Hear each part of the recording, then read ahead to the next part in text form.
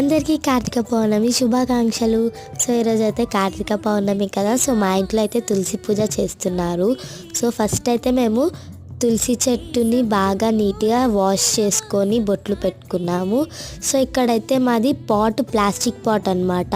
కొంతమంది ప్లాస్టిక్ది కూడా పెట్టుకుంటారు కదా, ఇంకా కొంతమంది అయితే మట్టితో చేసిన పాట్ పెట్టుకుంటారు. సో మాదైతే ఇక్కడ ప్లాస్టిక్ పాట్ అనమాట.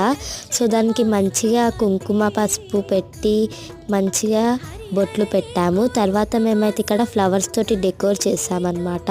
చూసారు కదా, ఇవి వైట్ కలర్ ఫ్లవర్స్ అయితే మా ఇంట్లో కాసినవే అన్నమాట. చూసారు కదా.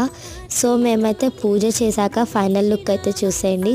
చాలా అంటే చాలా చాలా బాగా అనిపించింది అనమాట. సో మీ ఇంట్లో ఈ తులసి పూజని ఎలా జరుపుకుంటారో అనేది నాకు కామెంట్ సెక్షన్లో చెప్పండి. చూసారు కదా, ఇది ఫైనల్ లుక్ అన్నమాట. సో మేమైతే